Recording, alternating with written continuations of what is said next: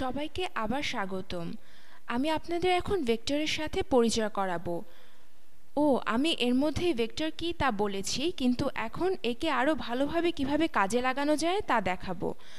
আমরা এটি দ্বিমাত্রিক নিক্ষিপ্ত বস্তুর গতির সমস্যার সমাধানে ব্যবহার করব। চলুন আমরা এখন একটা বল নিয়ে খেলি, অথবা একটা বল সোজা উপরে ছুঁড়ি। দেখা যাক বলটা কত দূরে যায় বা কোন অ্যাঙ্গেলে বলটা ছুঁড়লে সবচেয়ে বেশি দূরে যায়। আশা করি একটু চিন্তা করলেই প্রক্ষেপকের একমাত্রিক সমস্যা থেকেও এখানে বেশি মজা পাবেন। এ পর্যন্ত যা করা হয়েছে, আমার মনে হয় আপনাদের ভেক্টর ও স্কেলার সম্পর্কে ধারণা হয়েছে। ভেক্টরের দিক আছে। ভেক্টর বা ভেক্টর সমান, এখানে বরং কোলন দেই, ভেক্টরের মান ও দিক আছে। যেখানে দ্রুতি বা স্কেলার রাশির শুধু মান আছে। ভেক্টরের একটি উদাহরণ হলো বেগ। এটি মনে রাখা সহজ, কারণ বেগ বা ভেলোসিটি শুরু হয় v দিয়ে। আমরা আগে যে উদাহরণগুলো করেছিলাম তাতে বল যখন ছোড়া হয় তখন আমরা চূড়ান্ত বেগ -30 মিটার পার সেকেন্ড ধরেছিলাম। তাহলে তখন মান ও দিক কি ছিল? মান ছিল 30 আর দিক ঠিক খেয়াল নেই, কিন্তু এটি বিপরীত দিকে ছিল। একই সমস্যায় কেউ যদি জিজ্ঞেস করে মাটিতে পড়ার ঠিক আগে বলের দ্রুতি কত, আমি হয়তো বলতাম দ্রুতি হলো 30 মিটার পার সেকেন্ড মাত্র। আমার 30 মিটার পার সেকেন্ড নিচের দিকে বা -30 মিটার পার সেকেন্ড বলার দরকার হতো না। আমি শুধু 30 মিটার পার সেকেন্ড বললেই হবে, কারণ এটা তার দ্রুতি। আমি জানি না এটি কোন দিকে যাচ্ছে, তাহলে এটা শুধু দ্রুতি। এবং সাধারণত একমাত্রিক সমস্যার ক্ষেত্রে স্কেলারের মান হয় ভেক্টরের অ্যাবসোলুট বা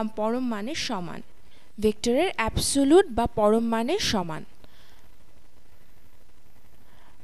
কারণ এই উদাহরণে দ্রুতি হলো সেই অ্যাবসোলুট বা পরম মানটি।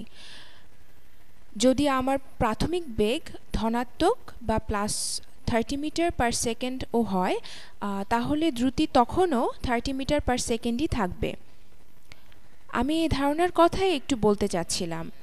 একমাত্রার ক্ষেত্রে যে কোনো দিকে বেগ ধনাত্মক বা ঋণাত্মক সংখ্যা দিয়ে দেখানো যায়, কিন্তু দ্বিমাত্রিক গতির ক্ষেত্রে দিক কিভাবে নির্দেশ করব তা আরেকটু জটিল হয়ে যায়। এটি এখন মুছে ফেলি।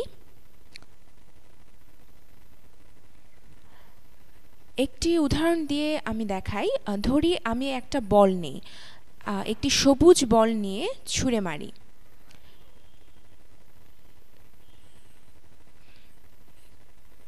এটি একটি সরল রেখা। আমি একে 10 মিটার পার সেকেন্ড বেগে ছুঁড়ি, কিন্তু একদম উপরের দিকে নয়। এর জন্য একটি ভালো কোণ কি হতে পারে? আমি এটি হয়তো 45 ডিগ্রি কোণে ছুঁড়ে মারলাম। রেডিয়ানে করতে চাইলে π/4 ধরতে পারি। ধরি এটি 45 ডিগ্রি কোণে নিক্ষেপ করলাম। এখন ব্যাপারটা জটিল হয়ে গেল। কিভাবে আমি সঠিক দিক ও মান বলবো, এবং এই প্রবলেমটাই বা কিভাবে সমাধান করব? এটি কত উঁচুতে যায়, কত দূরে যায়, এসব কিভাবে বের করব? আশা করি কয়েকটি ভিডিও ধরে আমি এটি শেখাতে পারবো। এটা হচ্ছে মাটি। আমি যদি এখন এই ভেক্টর রাশির দিক ও মান বলতে চাই, তাহলে নির্দিষ্ট করে আমাকে বলতে হবে। যেমন আমার বেগ বা প্রাথমিক বেগ হলো 45 ডিগ্রি কোণে 10 মিটার পার সেকেন্ড, হয়তো নিগন্তের দিকে নিক্ষিপ্ত। এটি সঠিক বেগ নির্দেশ করে। এটি সঠিক বেগ।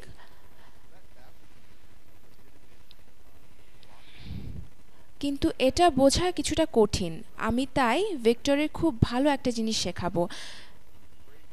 ভেক্টরকে এর দুটি অর্থোগোনাল বা সমকোণী অংশে বিভক্ত করা যায়। আমি এখানে খুব বেশি জটিল টার্মস বলতে চাই না। তাহলে বলতে পারেন কোনো জিনিস 10 মিটার পার সেকেন্ড বেগে এই কোণে চললে এটি উপরে বা লম্বভাবে কিছু দ্রুতি নিয়ে এবং একই সাথে এক্ষেত্রে ডানে বা পজিটিভ দিকে কিছু দ্রুতি নিয়ে আগাচ্ছে বলে ধরা যায়।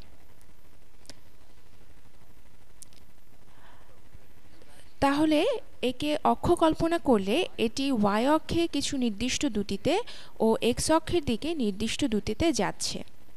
এই দ্রুতি দুটি যোগ করলে জিনিসটি আসলে এই কোণ বরাবর যাবে। আমি যে এই 10 মিটার পার সেকেন্ড বেগে যাচ্ছি এটি কিভাবে উলম্ব ও আনুভূমিক দ্রুতিতে বিভক্ত করতে পারি আমি দেখাবো আপনাদের। এটা বেশ মজার এবং বেশ সহজাত। আমরা যা করতে পারি তা হলো একটি ভেক্টর আঁকবো যার দৈর্ঘ্য হবে এর মানের সমান। এটা আবার আঁকি, আবার এঁকে নেই। ধরি এটি অক্ষ এবং এই রেখার দৈর্ঘ্য হলো 10। এটি দ্রুতি বা বেগ নির্দেশ করে। এই কোণটি হলো 45 ডিগ্রি। দেখা যাচ্ছে বলের বেগের এই যে লম্ব উপাংশ এই রেখার সমান এবং এটি এই রেখার সমান হবে এবং আনুভূমিক অংশ এই রেখার সমান হবে। এই তীরচিহ্নটি আর এই তীরচিহ্ন একই। আমি শুধু এটি ডানে আঁকছি যাতে একটি ত্রিভুজ পাওয়া যায়। এটি যে কোনো ত্রিভুজ নয়, এটি একটি সমকোণী ত্রিভুজ। যদি আমি বেশি জটিল করতে চাই না, তবে এখানে যেটি গুরুত্বপূর্ণ বিষয় তা হচ্ছে যে ভেক্টরকে যে দুই উপাংশে বিভক্ত করা যায় তারা পরস্পর 90 ডিগ্রি কোণে থাকলে সুবিধা হবে। তবে এমন নয় যে তা হতেই হবে। তবে 90 ডিগ্রি হলে আমরা ত্রিকোণমিতির অনেক সূত্র ব্যবহার করতে পারি। এখন এখানে বলটি 10 মিটার পার সেকেন্ড বেগে ভূমির সাথে 45 ডিগ্রি কোণে যাচ্ছে।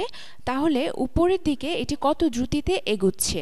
10 মিটার পার সেকেন্ডের লম্ব উপাংশ কত হবে? এটি যদি সাধারণ ত্রিভুজ হতো তাহলে এই বাহুর মান কিভাবে বের করতাম? এটি যদি অতিভুজ হয় এই বাহু তার বিপরীত এবং এই বাহুটি তার সন্নিহিত বাহু বা ভূমি। তাহলে আমরা ত্রিকোণমিতি নিয়ে আসি। সো কা টোয়া যদি ত্রিকোণমিতি না শিখে থাকেন তাহলে এটা শেখা খুবই জরুরি। আমার ত্রিকোণমিতির ভিডিওগুলো দেখতে পারেন।